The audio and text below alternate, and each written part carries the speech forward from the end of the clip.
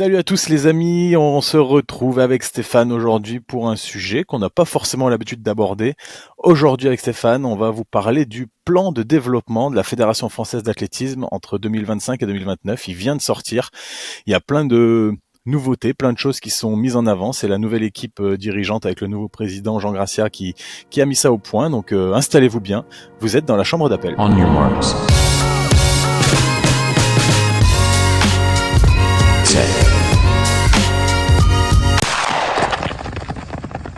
Ce document-là, il est super important pour chaque fédération, notamment les fédérations françaises de tous les sports. Ça va présenter au travers d'un seul document ou presque une vision, des priorités sur les 4-5 prochaines années.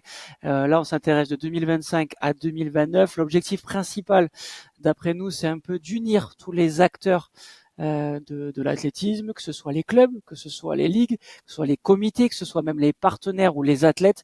C'est autour de ce projet commun qui se veut être un projet qui est un peu plus clair que les années précédentes, un peu plus efficace que les années précédentes et aussi un peu plus proche des réalités du terrain, avec une fédération française d'athlétisme qui a envie de se reconstruire.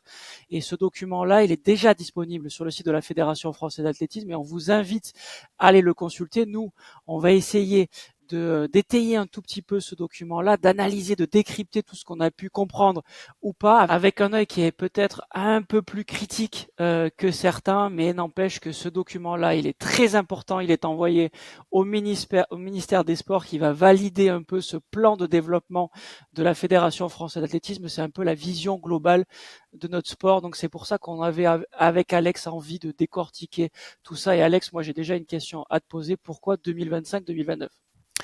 Je trouve que c'est malin de parler de 2029 et pas de 2028, puisqu'on sait que les élections vont avoir lieu après l'Olympiade, donc en 2028, mais que quand on arrive au pouvoir, et c'est ce qu'ils ont constaté certainement, l'équipe de Jean Gracia, c'est que on est obligé d'être dans la continuité. Donc ils ont mâché le travail pour la prochaine équipe. Ils leur ont mis 1 an de projet, de plan de développement d'avance pour que quand ils arrivent, la prochaine équipe, alors peut-être que ce sera eux dans la continuité, mais ils puissent être justement dans la continuité et ne pas avoir de période creuse. Je pense que c'est assez malin et c'est certainement dû à ce que eux ils ont eu à vivre là cette année, où c'était une année peut-être un petit peu au ralenti d'un point de vue développement. En tout cas, Stéphane, tu as parlé d'un plan de développement qui était assez bien fait, qui donnait envie d'être lu. C'est vrai que c'est un beau livre qui donne envie d'être feuilleté. Il est très coloré, très imagé. Il y a des schémas, il y a des vocaux, il y a plein de choses qui facilitent la lecture. Il fait 100 pages et on l'a lu assez facilement. Alors, il faut quand même se plonger dedans, il faut quand même avoir un petit œil d'expert un peu aguerri, mais nous on va tenter de vous le décortiquer, de vous le décrypter et de vous le vulgariser. Il se décompose en 5 grandes parties. Alors les 4 premières, ce sont des parties de développement pur et dur, et la 5e partie, c'est une partie d'évaluation que nous on va pas traiter. On fera certainement d'ailleurs un podcast en 2029 pour voir si justement ce plan de développement a été bien mis à exécution, bien exécuté, qu'il a porté ses fruits. On prendra le temps de l'évaluer à ce moment-là. Donc on va pas vous parler de la dernière partie, mais seulement des 4 premières parties. Et déjà, avant de rentrer dans le vif du sujet, moi, ce que j'ai envie de dire, c'est qu'il y a 2 choses qui ressortent très rapidement à la lecture de ce plan de développement. C'est que la priorité stratégique de la Fédération française d'athlétisme en termes de développement, c'est l'accompagnement des clubs. Ça avait été un grand sujet de la campagne de Jean Gracia déjà à l'époque. Et c'est vraiment le fil conducteur de ce plan de développement, c'est les clubs au cœur de la Fédération française de l'athlétisme. Déjà, donc je l'ai dit pendant la campagne présidentielle pour la présidence, de la fédération, ils avaient fait le tour des régions, le tour des clubs. C'était vraiment leur priorité avec Emmanuel Jäger et Jean Gracia de se déplacer vraiment en région, en outre-mer pour rencontrer tous les clubs ou presque, et voir leurs problématiques. Et le deuxième point qui ressort vraiment de ce plan de développement, c'est ce qu'ils ont appelé la reconnaissance explicite de la diversité territoriale. C'est-à-dire que chaque région a sa particularité, chaque ligue a ses contraintes, ses qualités, ses défauts, ses problématiques, et donc chaque ligue a son propre plan de développement qui est lui-même intégré au plan de développement de la Fédé. Ils ont vraiment fait des choses en commun, ils ont essayé de mutualiser les choses en fonction des forces et des faiblesses des ligues, et ça pour le coup je trouve que c'est vraiment une très belle chose, Stéphane. C'est quand même une fédération qui a envie de se positionner comme une fédération au service un peu des clubs, des comités, des ligues. J'ai envie de dire un peu au service du terrain. Et ça, c'est quand même important. C'est ce qui manquait, d'après moi, pour que les structures locales, comités, ligues, clubs ou même structures un peu plus privées ou institutions puissent s'y retrouver dans une stratégie qui se veut être une stratégie nationale capable, à mon avis, d'accueillir une vision assez élargie de la pratique. Tu l'as dit, Alex, avec de la santé peut-être, plus de santé, plus de public de bien-être, plus de public loisir. L'objectif est vraiment d'accueillir un public plus diversifié, et c'est assez malin parce qu'on le sait que les cotisations de ces publics-là permettent aussi de soutenir le très haut niveau, de financer dans certains clubs le haut niveau. On connaît tous des sections hors stade qui financent le côté piste. On a eu l'occasion d'en discuter avec différents clubs dans le tour des clubs qu'on vous propose actuellement. Et franchement, j'ai envie de dire que ce projet-là, il est centré vraiment sur ce qui va se passer sur le terrain, sur les stades, sur le hors-stade, avec une organisation qui a l'air aussi un peu plus modernisée. J'ai l'impression, Alex, déjà ce document-là, il est beaucoup plus moderne que ce qu'on a pu connaître. C'est pas un simple PDF, c'est un PDF qui est un peu plus interactif avec des animations, avec des vidéos. Ça, c'est assez sympa. Et au-delà de ça, il y a une planification qui a l'air un peu plus précise, j'ai envie de dire, avec des indicateurs de suivi et des outils qui permettent de suivre un peu plus ça. Moi, le premier élément, Alex, et j'ai envie qu'on en parle un tout petit peu, c'est sur les chiffres, parce que les chiffres, tu le sais, moi, ça m'intéresse. Et si on compare un peu le nombre de licenciés avec les autres fédérations, on sait que la Fédération française d'athlétisme, c'est 313 957 licenciés, très très loin évidemment de la Fédération française de football, qui a plus de 2 millions de licenciés, 2 352 000 licenciés. Ça, c'est un truc de fou. Fédération française de tennis, 1 169 000 adhérents. L'équitation qui perd un peu des adhérents, mais quand même 648 000. En tout cas, la Fédération française d'athlétisme évolue de 2,3% en termes du nombre de licenciés. C'est évidemment pas assez quand nous, passionnés d'athlétisme, on a envie d'avoir de plus en plus de gamins ou d'adhérents, mais en tout cas, c'est quand même une évolution marquante cette année. Enfin, les dernières années plutôt. Ouais, parce que là, les chiffres que tu donnes, Stéphane, c'était les chiffres 2024, et on a C'est les ça. chiffres 2025 qui sont sortis récemment, et du coup, ça a encore augmenté parce qu'on est passé de 313 000 licenciés, comme tu l'as dit, et maintenant en 2025, on était à 336 000, donc c'est quand même un beau rebond après les Jeux Olympiques, malgré le fait qu'on ait eu qu'une seule médaille aux Jeux Olympiques. Et il y a quand même eu une belle augmentation, une belle fréquentation des jeunes et des moins jeunes d'ailleurs sur les stades, en hors stade. On en parlera un peu plus tard. Il y a vraiment plein de terrains de jeu maintenant à l'athlétisme. Et justement, moi, je voulais aussi revenir là-dessus, c'est que donc là, je viens de vous le dire, on est 336 000 à être licenciés à la Fédération française d'athlétisme. L'année dernière, on était 314 000, et en 2012, donc il y a seulement 13 ans, on était 236 000. Ça veut dire que sur les 13 dernières années, on a pris 100 000 licenciés. Quelque chose que je trouve intéressant. On peut pas ne pas dire que ça vient beaucoup et essentiellement, je pense, du running, qui est en plein essor ces 10, 15 dernières années, et encore plus ces 3, 4, 5 dernières années, et qui va continuer de monter. Et c'est tout l'enjeu de la Fédération française d'athlétisme, d'attirer les runners qui sont pour la plupart pas licenciés encore à la Fédération française d'athlétisme, mais il y a vraiment dans le plan de développement, on va en parler un peu plus tard, qu'il y a vraiment une volonté de les rallier, de les faire adhérer, pour déjà pour la fédération gagner un petit peu d'argent, et surtout pour augmenter le nombre d'athlètes qui font des compétitions, augmenter aussi la sécurité en termes d'assurance. Ils auraient des intérêts quand même à adhérer à la Fédération française d'athlétisme, et ça c'est vraiment tout l'enjeu qui va venir dans les 5 années qui viennent, 4 années qui viennent, de rameuter un peu tous ces runners, tous ces coureurs hors stade à la Fédération française d'athlétisme. Autre chiffre, moi, qui m'a interpellé, Stéphane, c'est qu'on est quand même le sport le plus paritaire de France. C'est quelque chose qui est intéressant en termes d'adhérents compétiteurs, en tout cas.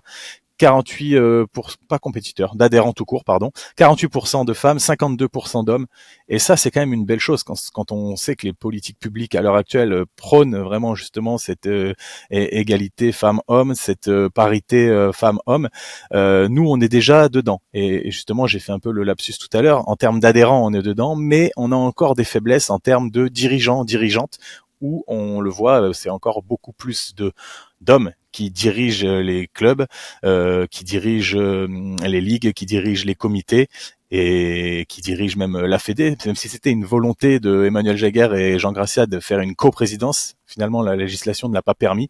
Mais eux, ils étaient déjà partis dans ce souhait de parité et on le ressent aussi dans le plan de développement. Ça va être vraiment quelque chose qui va leur tenir à cœur et on a parlé des hommes et des femmes dirigeants et je pense que c'est quelque chose qui va évoluer dans les années à venir. C'est très important cette parité. On sait que certains sports n'arrivent pas à ces données-là. Et pour rebondir sur ce que tu dis, Alex, qui est super intéressant, c'est aussi l'évolution du nombre de licenciés et surtout l'évolution du renouvellement des licenciés qui compte. La fidélisation du public est très important en athlétisme. Pas assez en fonction des catégories, on le sait. À partir de minimum de KD1, KD2, il y a un turnover qui est un peu plus important de l'effectif des licenciés et après ça se restabilise un peu plus tard quand on est junior 2 espoir parce qu'on continue l'athlétisme. Peut-être qu'on a fini aussi des fois les études, on commence à travailler, alors peut-être qu'on s'enlève un peu de l'athlétisme, des fois on y retourne, mais en tout cas la tranche d'âge cadet junior espoir est très compliquée en termes de fidélisation. Il faut absolument qu'on arrive à travailler là-dessus parce qu'on perd trop d'athlètes et trop de jeunes talents aussi pour d'autres sports. Ces chiffres-là sont très intéressants et la comparaison avec d'autres fédérations sont tout autant parce qu'on sait que la répartition des pratiques est en train d'évoluer vers le running, vers la santé, vers la marche nordique et c'est à la Fédération française d'athlétisme d'attirer tout ce public-là, mais il y a quand même des détracteurs par rapport à ça qui veulent absolument une fédération française que d'athlétisme sur piste avec la création d'une fédération annexe. J'ai appris ça récemment, une fédération annexe de running, de hors-stade, de trail, parce que ce serait que des spécialistes et pas des semi-spécialistes. Ouais, c'est étonnant ce que tu dis. Moi, j'avais jamais entendu parler de ça. Il faut quand même se rendre compte, et tu l'as dit très justement tout à l'heure, que je pense que les pratiques hors stade font vivre aussi en quelque sorte les épreuves historiques, on va dire, sur le stade. Et d'ailleurs, il y a un schéma dans le plan de développement qui est assez intéressant, c'est que je pense qu'il est en pleine évolution, c'est que 21% des pratiquants en 2024 font de la course sur route, 10% font du trail et de la montagne, 8% de la marche nordique. Ça veut dire que déjà là, on est à 40% des adhérents, des pratiquants d'athlétisme, 40% qui ne font pas qui ne font pas forcément de la piste. Donc on est à 40%, c'est quand même beaucoup. Il y a 40% également qui sont les moins de 12 ans, l'éducation athlétique. C'est-à-dire qu'on est déjà 80% de moins de 12 ans et de hors stade. C'est-à-dire que la piste ne représente plus que à peu près 20% des adhérents, des pratiquants. Donc il faut bien se rendre compte que la pratique stade n'est pas majoritaire en athlétisme. Il y a même une donnée, hein, il y a que seulement 2% des pratiquants qui font des sauts, 2% des pratiquants qui font des lancers et 1 seul % des pratiquants qui font des épreuves combinées. Donc ça peut interroger, mais c'est vrai que l'athlétisme est en pleine mutation et on est plus sur seulement le stade. Alors forcément, les puristes, les épreuves historiques sont forcément les épreuves du stade, même si le marathon, attention, n'est pas une épreuve sur le stade et c'est aussi une épreuve historique. Donc il faut sortir du stade et c'est quelque chose qui est en train d'être compris par j'ai l'impression le monde entier. On voit de plus en plus d'événements stade hors stade et ça amène de nouveaux publics, de nouveaux sujets, de nouvelles pratiques, des shows, des exhibitions, et c'est quelque chose qui va être encore mis en avant, je pense, dans ce plan de développement sur les années à venir.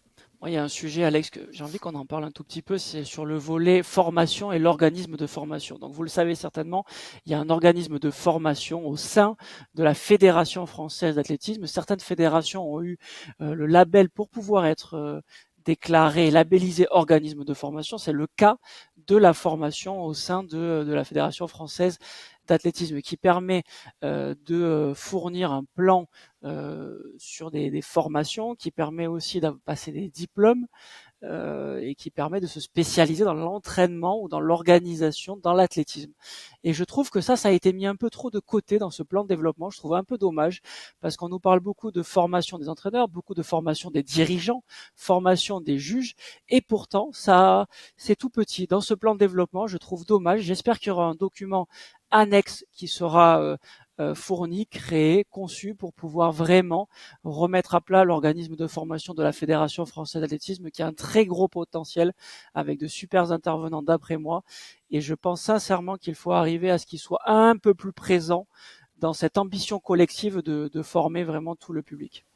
Ouais, bah là, en fait, on a commencé par vous parler un petit peu des chiffres clés. On en a fait un peu le tour. Et Stéphane, tu as commencé un peu à anticiper sur le deuxième volet Un peu. du plan de développement, qui sont les défis à relever. Alors, dans le plan de développement, dans le sommaire, il y a écrit les 7 défis à relever. Finalement, dans le plan de développement, il y a 8 défis qui sont à relever. Donc, une petite erreur faite, une petite faute de relecture, j'ai l'impression, mais on va leur pardonner. Et justement, il y a un volet défi à relever sur renforcer l'accompagnement et la formation des encadrants. Mais il est petit, je suis assez d'accord avec toi. Il est un petit peu bateau, on va dire. Il est un peu classique. C'est un encadrant, un diplôme, pas forcément professionnalisant, mais un diplôme quand même. Oui, ça semble logique, même si encore une fois, c'est logique. Ça paraît logique, mais ce n'est pas forcément le cas quand on va dans les clubs, quand on va dans les territoires. Et la dernière chose qui est mise un petit peu en avant sur ce volet formation, c'est veiller à ce que les encadrants rémunérés soient tous diplômés, qui là aussi est un grand chantier de la Fédération française d'athlétisme. Il y avait beaucoup de bénévolat, ça devient professionnel, c'est une discipline l'athlétisme qui est en train de devenir un peu professionnalisante, avec les clubs qui commencent un peu à rémunérer les entraîneurs. Et ça, pour être rémunéré, il faut une carte professionnelle, il faut des diplômes, et c'est quelque chose qui est en train d'être mis en place, qui secoue un petit peu le milieu, mais qui semble logique. Et je pense que tout le monde va s'y plier, va s'y faire dans les années à venir. Ça, c'était un des 7 défis, 8 défis à relever. Et il y en a d'autres, Stéphane, il y en a beaucoup, comme on va en reparler. Hein, c'est vraiment le fil conducteur, j'ai l'impression, de ce plan de développement, c'est rendre plus efficiente la déconcentration, c'est-à-dire créer du lien avec les ligues, les comités, les clubs, pour s'appuyer sur eux, pour décliner ce plan de développement. Et ils ont fait un travail, j'ai l'impression, en commun. En tout cas, ce que laisse paraître ce document. Et on sent vraiment que la fédération ne veut pas avoir un positionnement vertical, d'être au-dessus des ligues, des comités et des clubs, mais vraiment d'être plus en support, en accompagnement. Alors, c'est malin parce que effectivement, on le verra un peu plus tard quand on parlera du budget, mais là, pratiquement la moitié du budget de la Fédé, c'est les cotisations et les adhésions, et forcément, il faut être bien s'entendre avec les clubs, les comités et les ligues. Donc, ils ont mis l'accent dessus. Comment ça va se traduire maintenant, Stéphane, concrètement? Qu'est-ce qu'ils vont faire pour faciliter la vie des clubs, des comités et des ligues? Maintenant, on va le voir. Ils ont 3-4 ans pour nous montrer ce dont ils sont capables de faire. C'est vraiment une ambition collective, ce plan de développement. En tout cas, c'est l'action fédérale qui a été créée. C'est redonner du sens à cette action là avec les ligues et les comités. Moi, pour être totalement honnête, j'y crois un tout petit peu moins que ce qui est écrit, parce que j'ai l'impression que les ligues doivent garder leur autonomie.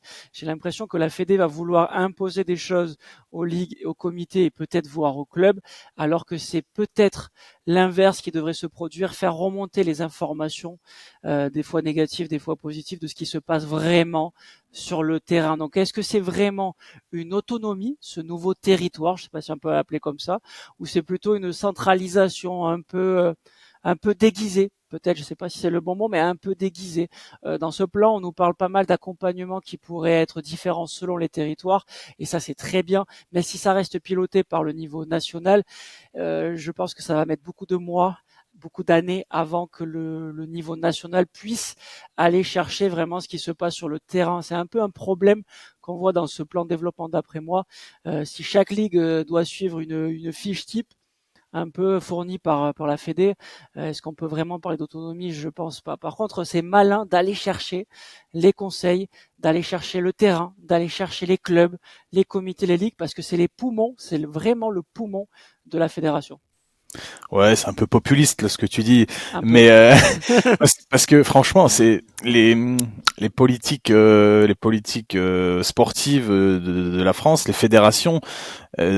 Dans ce cas, la Fédération française d'athlétisme, ils sont là pour appliquer une politique qui doit être déclinée en territoire, donc en ligue, en comité et par les clubs. Donc c'est normal qu'en fait la politique nationale soit établie au niveau régional, départemental et local. Et c'est là où je trouve qu'ils sont malins, c'est qu'ils ont réussi à intégrer maintenant les ligues et tous les acteurs pour faire quelque chose de commun et les emmener les emmener avec eux, les embarquer dans leur aventure. Avant, ça pouvait être un petit peu plus forcé. Maintenant, je trouve que là, ils ont été malins sur la forme. Maintenant, il va falloir voir sur le fond qu'est-ce qu'ils font réellement pour, et tu l'as dit, c'est important, résoudre les problèmes que les clubs ont en local. Parce que c'est ça, c'est les clubs qui sont au contact, au vrai contact des adhérents. La fédération, des fois, ils peuvent avoir des réflexions de gens dans un bureau qui n'est pas la réalité du terrain. Donc, il faut que ça fasse des allers-retours. Une politique qui est descendante, même si elle est collaborative, si elle est mise en commun. Ça, c'est ce qu'a réussi à faire la Fédé, je trouve, et c'est assez intéressant. Mais aussi être capable de recevoir des informations pour peut-être un peu modifier la politique globale si besoin est. Moi, dans ce que je vois sur ce plan de développement, ce qui va être mis, une des principales choses qui est mise en avant pour faciliter la vie des clubs et la vie des dirigeants, c'est la refonte du CIFA. Alors le CIFA, c'est le volet un petit peu administratif du club, là où on saisit les licences, où il y a beaucoup de d'informatique, c'est assez opaque comme système. Moi-même, j'ai jamais réussi à vraiment me plonger dedans. Stéphane, je suis pas sûr que tu sois un expert non plus du Non. CIFA. C'est vraiment assez complexe et je suis très d'accord, très content que la fédération mette le point dessus et qu'ils se disent bon, on va essayer de faciliter la vie des présidents et des dirigeants de clubs en rendant plus accessible, plus peut-être ludique le CIFA. Et s'ils arrivent à faire du CIFA ce qu'ils ont fait de ce plan de développement, quelque chose de coloré, ludique, interactif, ça va être sympa.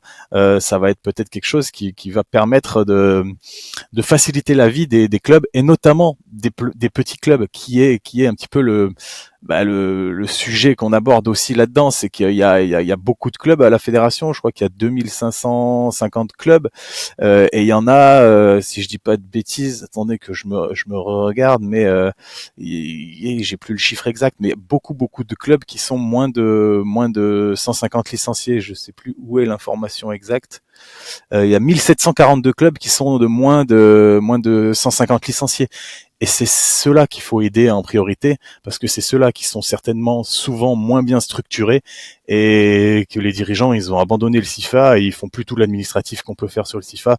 Et c'est vrai que ça va être quelque chose de, à mon avis, d'assez intéressant pour les années à venir. Mais cette animation du territoire, je ne sais pas si on peut l'appeler comme ça, mais en tout cas, c'est ce que le plan de développement met en avant en grand titre sur l'axe 1, c'est d'aider les plus petits clubs en territoire pour se structurer. Tu parles du CIFA, et ça c'est très bien, mais j'ai envie aussi qu'on soit beaucoup plus concret. Ça veut dire que, moi je prends l'exemple de l'Hérault, Alex, nous on est du département de l'Hérault, 34, on fait partie des, euh, des trois moins bons départements en termes d'infrastructure de toute la France.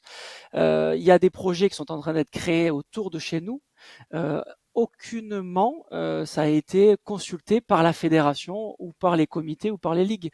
Et c'est ça qui est vraiment dommage. Ça veut dire qu'il faut une cohérence entre la fédération et les structures administratives comme les mairies pour pouvoir arriver à avoir plus d'infrastructures. Ces infrastructures-là vont permettre de développer beaucoup plus le territoire et nous, on est vraiment dans un état assez critique de nos installations dans le département de l'Hérault. On n'est pas les seuls, mais c'est vraiment pour ça qu'il faut que la fédération agisse pour aider les plus petits clubs et aussi les grands clubs évidemment à se structurer. Il y a quand même, Alex, un point aussi, moi j'ai envie de revenir là-dessus, c'est sur le modèle un peu économique. Tu parlais des licenciés, on parle très peu des partenaires aussi, on parle très peu des partenaires dans ce plan de développement.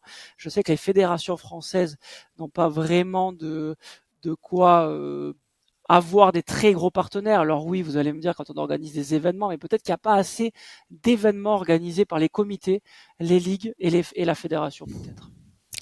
Ouais, c'est un grand débat toujours. Qui s'investit, pourquoi, quand, comment. Il faut des gens qui viennent un peu secouer le cocotier pour mettre un peu tout le monde derrière un projet.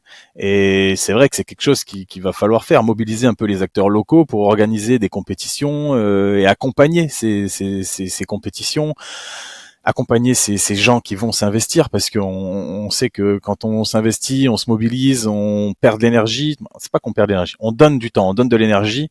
Et si on se rend compte au bout d'un moment donné, au bout de 2, 3 ans, qu'on fait un événement qui nous prend de l'énergie, qui nous coûte de l'argent et qu'on n'est pas suivi, qu'on n'est pas accompagné, mais qu'on nous dit quand même ah c'est bien ce que tu fais, c'est bien, mais qu'il n'y a pas de concret derrière ça, eh ben ça devient compliqué. Ça fait partie des défis qui sont à relever par la fédération dans ce plan de développement. C'est des événements qui vont être au service de la pratique du territoire et de la performance. Donc on a hâte de voir comment ils vont être capables d'accompagner peut-être des meetings, d'accompagner des compétitions, des courses sur route certainement. Hein, ça c'est quelque chose, on le sait, qui va être lucratif, et ils vont se lancer dedans à fond, c'est une certitude. Donc ça fait partie des défis qui vont relever. Il y en a d'autres des défis, hein, on en a déjà cité quelques-uns. Il y en a un qui c'est optimiser la perf et l'accompagnement des athlètes des équipes de France. Alors ça, c'est un défi qui est hyper large et en fait, c'est la partie un peu émergée de l'iceberg, c'est celle qui donne le pouls de nos disciplines, celle qu'on voit lors des grands championnats, l'équipe de France. Et ça, on prendra le temps de le détailler quand le PPF de la Fédération française d'athlétisme sortira officiellement. Parce que moi, par exemple, j'ai reçu les prémices de ce PPF, mais il n'est pas encore officiel. Le PPF, c'est le plan de performance fédéral, donc ça concerne vraiment qu'est-ce qu'on fait de nos athlètes jeunes performants, comment on les accompagne pour qu'ils deviennent champions olympiques en 2028, 2032, 2036. C'est vraiment ça le plan de performance fédéral. Il s'étend sur plus long terme. Voilà, il s'arrête pas en 2029. Le PPF, il s'arrête en 2036 à l'heure actuelle. On sait même pas où seront les gens en 2036. On en parle déjà parce que c'est vraiment maintenant qu'il faut le préparer. Mais voilà, les amis, nous on fera certainement un petit podcast un peu plus détaillé sur le plan de performance fédéral quand il sortira officiellement, qui sera relu, corrigé et validé par le ministère des Sports, l'ANS et tous les acteurs sportifs de la haute perf. Et il y a encore, Stéphane, quelques défis à relever pour la fédération.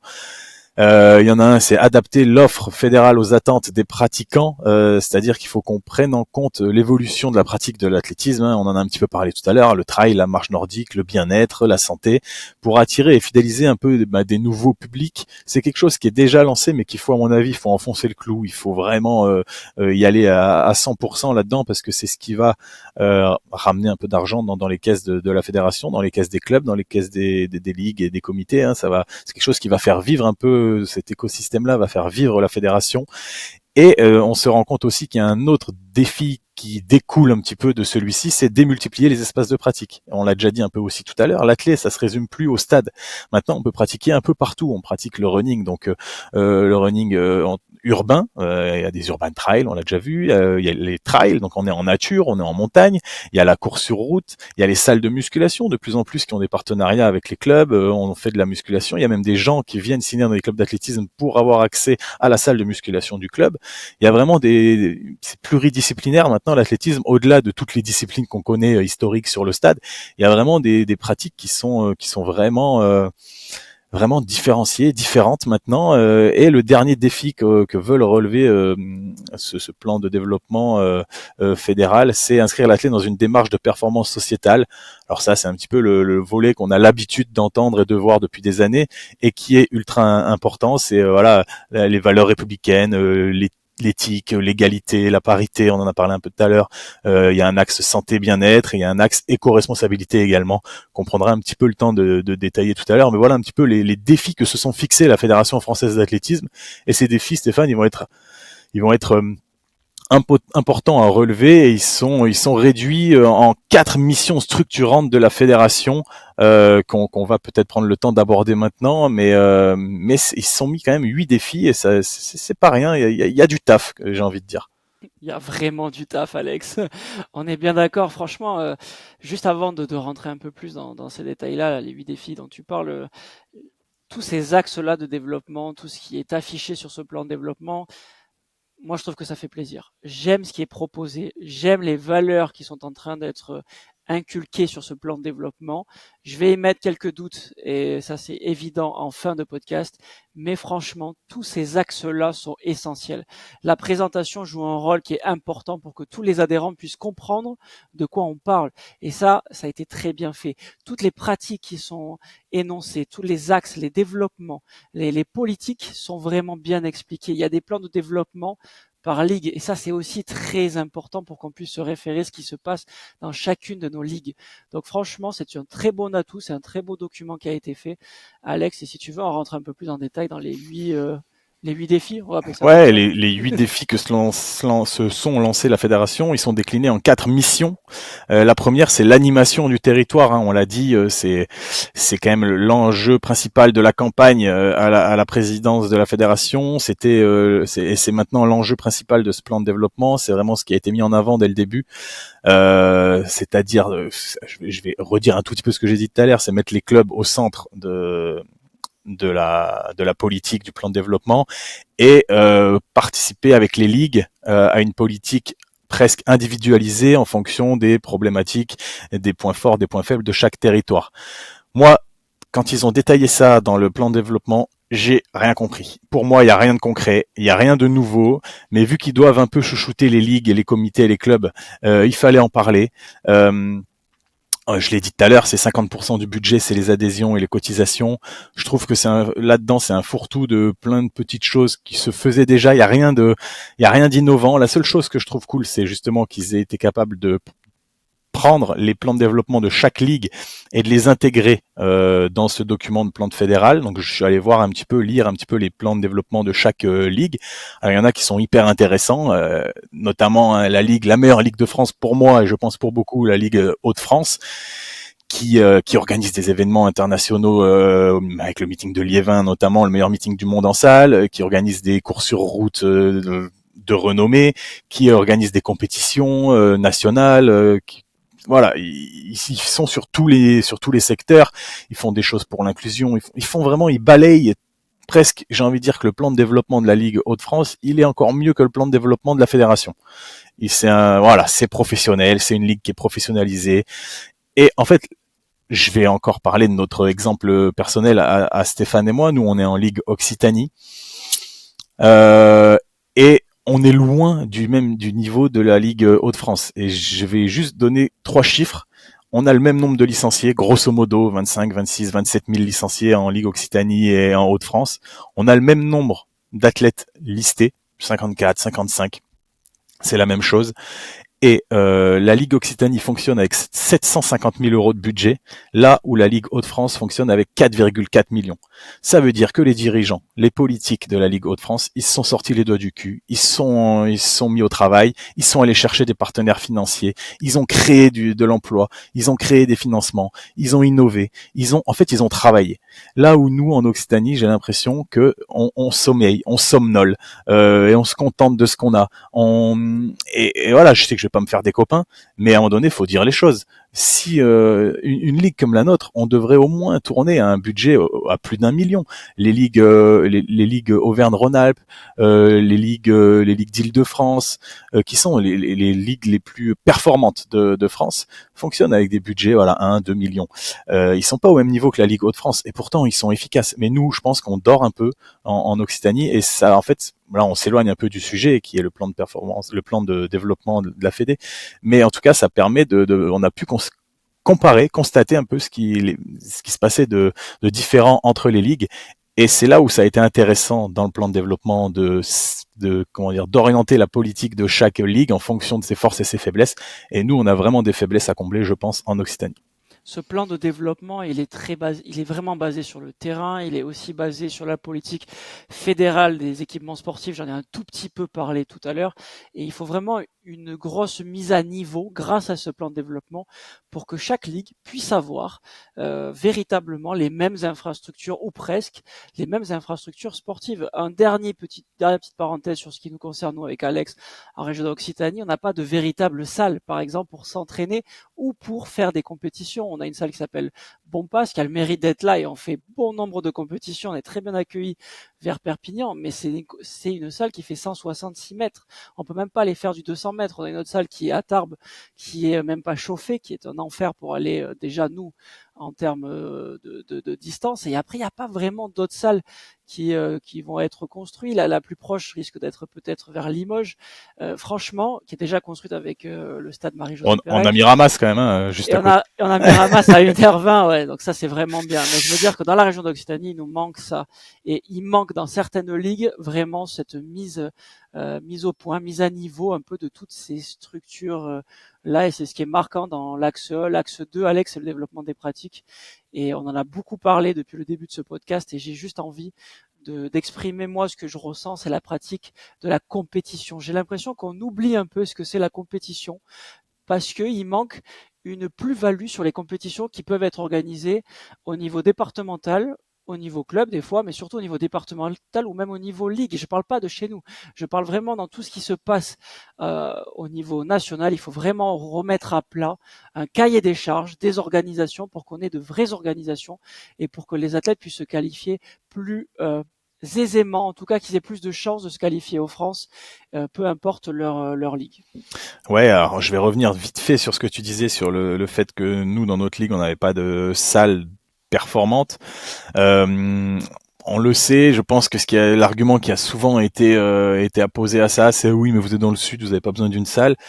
Sauf que la salle, c'est spécifique aussi, donc il faut être capable de s'entraîner. Alors, je dis pas que tous les clubs de France doivent avoir accès à une salle, hein, c'est pas ça. Mais quand on fait un petit peu de haut niveau, c'est bien d'aller faire 2 jours nous du coup à Miramas pour essayer de comprendre comment on court en virage sur 200, sur 400 mètres. Et c'est vrai que le sud de la France a longtemps été très délaissé en termes d'infrastructure. Heureusement, il y a Miramas depuis quelques années maintenant, mais la région PACA n'avait pas de salle de haut niveau. Nous, la région anciennement Languedoc-Roussillon, Midi-Pyrénées, donc Occitanie n'avait pas de salle de haut niveau non plus. La région Nouvelle-Aquitaine, ok, Bordeaux, ils ont une salle, mais c'est 4 couloirs, c'est un vélodrome. C'est pas une salle de haut niveau, quoi qu'on en dise. C'est pas Lyon, c'est pas Clermont, c'est pas Miramas maintenant, c'est pas Saint-Brieuc, c'est pas toutes ces salles qui sont des salles de haut niveau et qui permettent de faire de la pratique de haut niveau. Mais comme j'ai dit tout à l'heure, là on est sur un plan de développement structurel, fédéral. On parlera du haut niveau dans le PPF et là on va revenir sur le développement des pratiques. Donc une des missions structurantes que s'est fixée la fédération. Et tu l'as dit Stéphane, il va falloir redynamiser un petit peu la pratique sur le stade, innover, moderniser cette pratique parce que sinon on va peut-être perdre.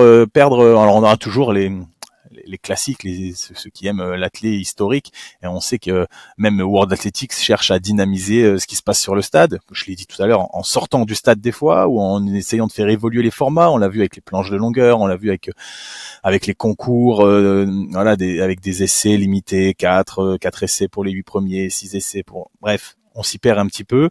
C'est des choses qui sont tentées. On va essayer la fédération se met aussi au diapason et va aller là-dedans. Et le deuxième axe qu'ils vont essayer de développer, et c'est l'axe principal à mon avis, et on en parle depuis le début, c'est de s'emparer vraiment du hors-stade, le running notamment, avec le PPS. Le PPS, c'est quoi? C'est le parcours prévention santé que la Fédé, ils veulent dupliquer pour tous les runners, même les non licenciés. C'est-à-dire que nous, quand on se licencie, on va sur notre parcours PPS, on remplit un formulaire pour dire qu'on est en bonne santé. Et ça, c'est quelque chose qui est inclus dans la licence de la Fédé. Maintenant, je crois savoir que la Fédé, ils veulent vendre, commercialiser, mettre à disposition ça pour les compétitions hors stade, le running, et faire adhérer, donc payer tous les participants à toutes les courses de France, payer ce service qui emmènerait une certaine qualité de service, une assurance, quelque chose de concret également, mais dont à l'heure actuelle il se passe. Donc je ne sais pas comment ils vont arriver à vraiment lancer cette machine, mais c'est sûr que c'est quelque chose qui peut rapporter beaucoup d'argent à la fédération et qui serait un bon moyen de mettre le pied dans leur stade, le running, pour les rameuter un peu vers nous. J'ai un très bon exemple, Alex, par exemple, quand on va faire, enfin nous on va pas faire ça forcément, mais quand on va participer à un marathon, Ah, je vais pas faire ça moi. une course sur route, un trail hors du stade, d'après les statistiques au niveau national, alors ça dépend les ligues, on est entre 7 et 13% de licenciés qui participent à un grand événement dans chacune des régions. C'est très très peu. Nous, dans l'Hérault, je sais qu'on était à 7%. Il me semble qu'en Bretagne, ils sont à 12 ou 13%. Ça veut dire que vous allez dans un marathon, par exemple. Allez, je prends l'exemple du marathon de Paris. Non, le marathon de Paris, c'est pas pareil, il est trop international. Mais un marathon, un très bon marathon de région, j'ai envie de dire, une course sur route labellisée, régionale, par exemple, un 10 km. Il y a seulement 10% environ de participants qui sont licenciés. Et c'est pour ça que la fédération veut absolument mettre la main sur tous les 90% autres, parce que c'est énorme. 90% de toute cette organisation qu'il y a au terme, en termes de running, de course sur route, etc. Ben voilà, franchement, la Fédé doit absolument mettre la main dessus pour, du moins pour le côté financier et pour continuer à structurer aussi ces pratiques-là. Ouais, c'est un des grands enjeux, j'ai l'impression, de ces prochaines années. On va suivre ça avec intérêt, voir comment ils arrivent à s'immiscer un peu dans ce milieu qui est quand même assez complexe. C'est vrai. Allez, il y a les deux dernières missions de la fédération, mais missions qu'ils ont appelées structurantes. Il y a la performance sociétale qu'on a évoqué un tout petit peu tout à l'heure déjà, avec, on l'avait dit, un axe sur les valeurs républicaines, l'éthique, l'égalité, la parité, l'inclusion, l'intégrité, toutes ces choses-là qui sont des vrais sujets d'actualité avec des vraies problématiques dans les clubs vraiment où les dirigeants de clubs se retrouvent confrontés avec des problématiques de VSS, violence sexuelle sexiste, avec des problématiques de des fois même de dopage, des problématiques de violence. Donc c'est des choses sur lesquelles la fédération va vraiment s'investir avec des associations notamment qui vont permettre de sensibiliser, de faire aussi de libérer la parole. C'est des choses qu'on voit de plus en plus et c'est une vraie bonne chose et j'espère qu'ils vont vraiment enfoncer le clou là aussi sur ce côté-là parce qu'il y a encore trop de problématiques liées à ces voilà ces valeurs républicaines, ces choses qui sont à mon avis qui sont indissociable de la bonne santé d'un club. Il faut qu'on soit des bons républicains, des bons citoyens avant d'être un bon sportif, avant d'être un bon athlète. Il faut être des bonnes personnes. Voilà, tout simplement, c'est ça le mot que je cherchais.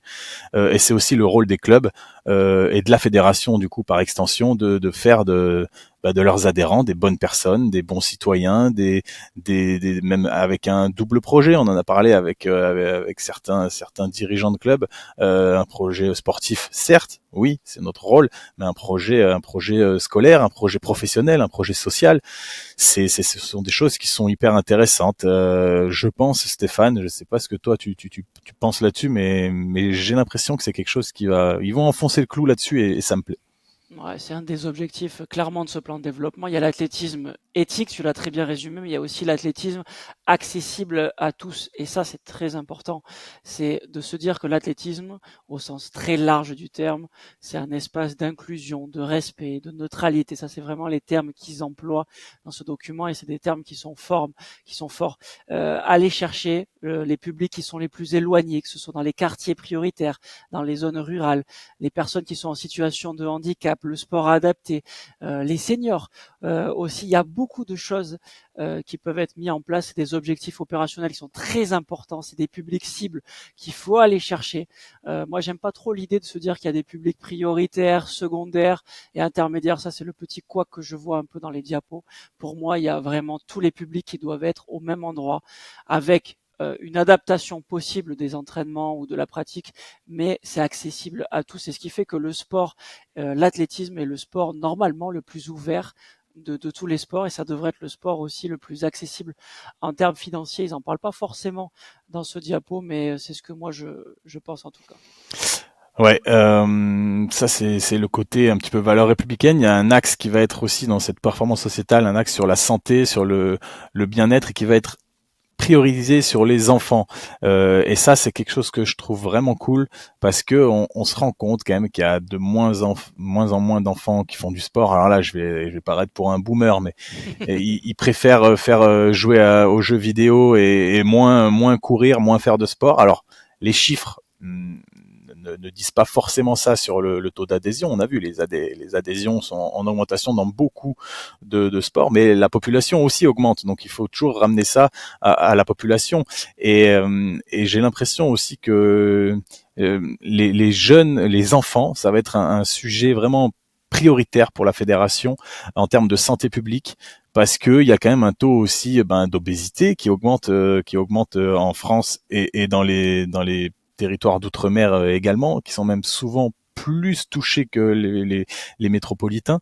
Donc il y a des vraies politiques de santé publique à mener, et c'est des choses qui vont être faites avec les collectivités et les clubs, et qui vont, je l'espère, porter leurs fruits et redonner un peu leur lettre de noblesse au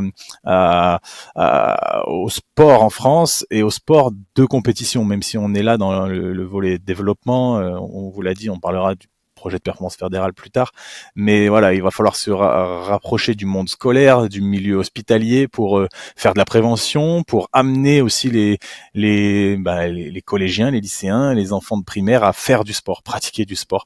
Et si c'est pas de l'athlète, tant pis. Mais pratiquer du sport, c'est vraiment quelque chose qui va être important. Ce débat-là, Alex, je vais t'en parler juste après. Tu vas me dire ce que tu en penses. Ok, parce que j'ai une petite idée derrière la tête et c'est bien que tu puisses en parler, mais on va en parler un peu plus en détail tout à l'heure. Il y a euh, il y a un dernier point, un axe 4, relations et influence, et tout ce qui est l'influence dans un environnement qui pourrait être un peu plus institutionnel, économique, géopolitique, qui est forcément en mutation d'après la Fédération française d'athlétisme, et je suis tout à fait d'accord avec ça. Arriver à se reconstruire, à refaire des partenariats avec les institutions, avec les mairies, avec les métropoles, avec les différentes institutions, les relations internationales aussi sont très importantes pour la Fédération française d'athlétisme, et tout ça dans un contexte économique qui est pas forcément facile, on le sait, pas facile parce qu'il faut choper des partenaires privés pour pouvoir vivre, et ça c'est pas facile, que ce soit au niveau des athlètes, que ce soit au niveau des clubs, que ce soit au niveau des comités, des ligues ou de la Fédération française d'athlétisme. Il faut développer des partenariats privés. Le volet, d'après moi, pas assez important dans ce plan de développement, mais il est présent et c'est un des objectifs, c'est augmenter les ressources financières de la Fédé, et ça doit passer forcément par les événements. Ouais, et bon, là tu parles des événements, c'est vraiment quelque chose, un des défis que veut relever la fédération dans les années à venir.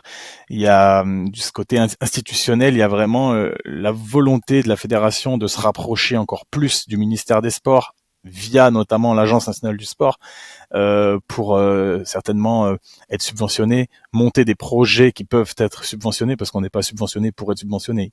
En face d'une subvention, il y a toujours un projet, et je pense que ça va être aussi l'objectif et le but de la fédération sur les années à venir, de créer des projets, être acteur de nouvelles choses, d'innover, embarquer vraiment les politiques publiques qui sont les ministères des sports et l'Agence nationale du sport dans le domaine vraiment, on va dire, plus performance là, mais pour aller chercher de l'argent et mener à bien des projets qui pourraient à la fois toucher, on en a parlé avant, les publics, les jeunes, les personnes en situation de handicap, peut-être mettre l'accent sur encore l'accès aux femmes pour être dirigeantes. C'est des sujets qui vont être mis en avant par des projets, et qui vont devoir trouver toute leur place dans la politique fédérale dans les années à venir.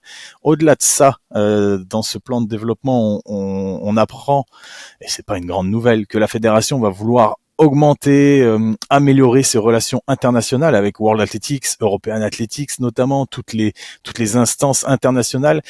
Et on peut lire un petit peu en filigrane derrière ça que l'objectif de la fédération, alors c'est peut-être une interprétation très personnelle, mais j'ai l'impression que la fédération, en construisant ce plan de développement, cherche à se positionner à long terme, c'est quand même écrit aussi, c'est pas que une interprétation de ma part, pour organiser des compétitions internationales de grande envergure. Donc j'ai l'impression que ça sera pas une grande surprise si par exemple les championnats du monde 2033 sont organisés en France. C'est peut-être quelque chose qui va naître de ce plan de développement, assainir les comptes, parce qu'on en a pas parlé. Voilà, la fédération était un peu en galère d'un point de vue budgétaire. D'ailleurs, il y a 4% du budget de cette année qui est alloué à redresser la barre, tout simplement. 4% du budget, donc un budget de 27 millions, ça fait 270 000 fois 4, ça fait plus d'1 million d'argent pour juste combler le trou. Cet argent, il sert à rien à part combler le trou. Donc ça, c'est quelque chose qui est un peu dommage, mais c'est fait. On a bon espoir pour que ce soit rapidement comblé et qu'on puisse à nouveau se lancer dans des grands projets de grande envergure pour les années à venir. Et du coup, tu l'as dit Stéphane, il va falloir aller chercher le développement de partenaires privés et ça va être tout l'enjeu, je pense. Et peut-être qu'ils vont devoir s'inspirer de ce que peut faire la Ligue Hauts-de-France. Hein, on en a parlé tout à l'heure, mais eux, ils sont hyper performants là-dedans. Le président de la Ligue Hauts-de-France, Philippe Lamblin, était candidat à la présidence de la Fédération française d'athlétisme. Peut-être que c'est ce qui va manquer à cette équipe pour à l'équipe actuelle qui a été élue, Jean Gracia, Emmanuel Jagger et toute leur équipe, pour aller chercher ses partenaires. On sait que Hauts-de-France sait le faire, maintenant à la Fédé de le faire. La transition, Alex, est toute trouvée, je trouve. Tu as fait ce qu'il fallait pour me donner la parole parce que sur ce plan de développement-là, moi j'ai un énorme coup de gueule. J'ai un énorme coup de gueule, il faut le dire. Alors, Pas content. Pas content du tout. Alors, il faut le dire. La France va mal. La France va mal parce qu'on n'a pas de gouvernement. Bon, tout le monde le suit, même si je suis pas du tout dans la politique et j'ai un œil extérieur là-dessus. Mais quand même, ce plan de développement, il est très bien écrit, il est très bien présenté. Je me rallie à quasiment tout ce qui a été fait. C'est de super boulot. Franchement, bravo à tous ceux qui l'ont écrit. J'espère que tout va être mis en place en 4 ans, 4 ans et demi, on va dire, allez, 5 ans, pour que tout soit bien fait. Par contre, 2025-2029, moi, je m'interroge sur cette date-là. 2025-2029. Quand on sait, et tu l'as très bien dit tout à l'heure, Alex, comment on peut appeler ça, le manque d'activité physique des gamins, le manque de performance de nos gamins sur le très long terme, le manque de médailles que nous avons depuis plusieurs années. Pourquoi ne pas avoir une vision sur du plus long terme? Là, on nous parle jusqu'en 2029. Jusqu'en 2029, ce n'est pas assez d'après moi. C'est mon coup de gueule, c'est celui-là. Pourquoi ne pas avoir mis un document ou une annexe à un document qui va bien plus loin que 4 ou 5 ans? Le développement de nos gamins, c'est maintenant pour aller chercher des médailles en 2032, 2036, 2040. C'est maintenant. Quelle sera la modernisation des Jeux Olympiques, des championnats du monde, des championnats d'Europe, etc. Je sais pas. Mais il y a d'autres pays qui l'ont fait et je pense qu'ils ont trouvé la bonne organisation. Je prends l'exemple de l'Australie. L'horizon du plan, c'est 2023-2032. Ils ont un plan qui dure 9 à 10 ans, basé sur l'inclusion dans les clubs, le développement des clubs, la durabilité d'un projet, le haut niveau aussi jusqu'aux Jeux Olympiques de Brisbane en 2032. Ils ont une vision claire de ce que veut la fédération australienne d'athlétisme sur 10 ans. Le Canada, c'est 8 ans. Il y a un plan de stratégie avec la formation des entraîneurs, avec des pôles d'excellence, alors ils le disent pas comme ça, des pôles d'excellence régionaux, du sport pour tous, ça dure 8 ans. Le Royaume-Uni, c'est 11 ans. 11 ans au service de l'innovation, de la professionnalisation, c'est très très structuré, j'ai feuilleté ça, c'est exceptionnel en termes d'objectifs sur bien plus qu'une Olympiade. Le Japon, ils vont même plus loin, c'est 12 ans. Eux, ils ont un projet de développement sur 12 ans qui est rattaché au ministère sportif du Japon. L'Allemagne, c'est 10 ans. L'Afrique du Sud, c'est comme nous, c'est 5-6 ans. Les États-Unis, par contre, c'est 3 ans. Donc ça veut dire que les États-Unis, par contre, bon, ça marche, mais c'est que 3 ans. Pourquoi ne pas avoir fait cette vision sur le long terme? C'est ce qui nous manque. Moi, je pense sincèrement que là, c'est une erreur. Il nous faut une vision très long terme de ce qu'on veut dans l'athlétisme. Je suis assez d'accord avec toi, mais je pense que la réponse à cette problématique, elle va être donnée par le PPF, qui lui s'étend jusqu'en 2036, donc sur 11 ans. Sur le haut niveau. Sur le haut niveau. Et en fait, la politique du plan de développement, je pense que ils peuvent pas s'engager sur plus de 4 ans parce que dans 4 ans, ils seront plus là. Alors que sur le haut niveau, ils sont obligés de s'engager sur plusieurs Olympiades puisque il faut impulser une politique et la faire valider par le ministère. Et en fait, une fois qu'après la politique de haut niveau, l'ANS, le ministère, ils ont validé quelque chose, peu importe qui seront les dirigeants, j'ai envie de dire, la politique sera là, elle sera menée, elle sera certainement adaptée à la marge, un petit peu modifiée en temps voulu, réajustée, ça c'est sûr. Mais les grandes lignes directrices, elles sont écrites jusqu'en 2036. Après, le plan de développement, voilà, il est l'état des lieux un peu d'un instant T, une projection sur 4 ans, la prochaine équipe aura certainement une autre vision et sera en mesure de modifier ça, et ça n'impactera pas ou peu la haute performance. Vraiment, je pense que le projet de performance fédérale, dont on vous fera un podcast là-dessus parce que ça va être super intéressant à voir, et on le comparera aussi certainement à l'ancien PPF pour voir les nouveautés, qu'est-ce qui va être mis en place de nouveau, de différent. C'est vraiment celui-ci qu'il faut prendre en compte pour la vision plus à long terme de la politique fédérale, mais du haut niveau, puisque les échéances sont les Jeux Olympiques tous les ans. Et tu l'as dit, l'Australie, si leur plan de développement il s'arrête en 2033, c'est qu'en 2032 ils ont les JO à la maison. Et nous, on avait fait pareil, on avait fait ça sur plusieurs années avant Paris, même si c'était peut-être encore un peu court. Mais oui, je pense que c'est ça la réponse. Le PPF donnera toutes les réponses pour le long terme. Pour le haut niveau en tout cas, mais c'est vrai que Oui, pour le haut niveau.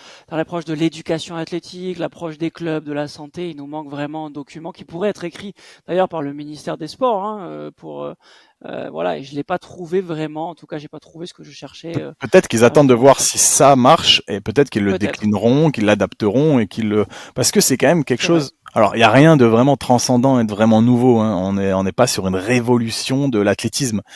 Mais il y a des choses qui se demandent à être testées à mon avis, comme justement les allers-retours avec les ligues. Est-ce que les présidents de ligue et les équipes de ligue vont être capables de vraiment jouer le jeu? Elles vont être structurées pour répondre aux attentes de la Fédé et renvoyer l'ascenseur de temps en temps, faire de l'échange de données, tout ça. Ça, on verra. Et peut-être que justement ils attendent, ils font une période d'essai, et peut-être que si ça marche bien, ils déclineront ça sur plusieurs Olympiades. En tout cas, n'hésitez pas à aller voir ce document-là. Vous allez sur athlé.fr, en haut à droite vous avez le menu et à la rubrique FFA, la FFA publication officielle, vous avez le plan de développement 2025-2029 et nous on invite tous les adhérents, les athlètes et ceux qui s'intéressent à l'athlète à aller le voir sans rentrer forcément dans les détails, mais allez voir un peu ce qui est proposé parce que c'est quand même vachement intéressant. C'est un peu la feuille de route de la Fédération française d'athlétisme. En étant adhérent, il faut savoir à quoi on adhère, tout simplement. Ouais, donc la Fédé, ils se sont un petit peu, comment dire, ils se sont engagés auprès des clubs à les accompagner, avoir un accompagnement assez global des clubs. On va voir comment ça se traduit. On en a parlé tout à l'heure. Le CIFA sera une vraie belle chose, un vrai quelque chose de vraiment positif, et s'ils arrivent à le simplifier pour les clubs et ses dirigeants.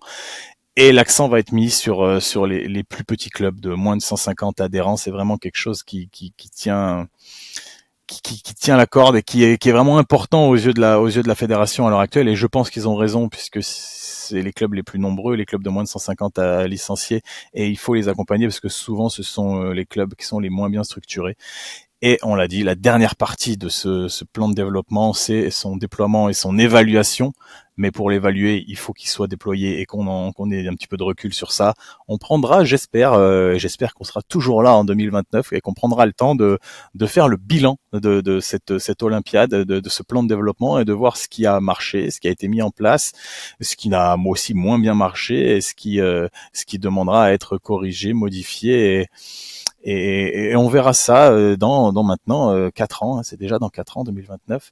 Les amis, on a fait le tour du plan de développement. C'était un sujet qui nous tenait un peu à cœur pour avoir un petit peu une vision globale de l'évolution de la Fédération française d'athlétisme et de ses disciplines, hein. On l'a dit, il y a pas que le stade. Même si nous on parle beaucoup du stade, il y a tout ce qui est le volet hors stade, le volet running, le volet trail, course sur route, conditions bien-être, bref, tout ce dont on a parlé aujourd'hui, qui est vraiment à prendre en compte. Et n'hésitez pas à partager vos retours, vos points de vue, si vous allez le lire, ou si vous nous avez écoutés aujourd'hui. N'hésitez pas à nous faire des retours sur ça, parce que c'est quelque chose qui est intéressant et qui va nous animer tous dans les débats sur les réseaux, sur YouTube, dans les commentaires. On sera là pour parler avec vous. Les amis, on se dit à très bientôt pour de nouvelles actualités autour de l'athlétisme. Ciao, ciao. À plus.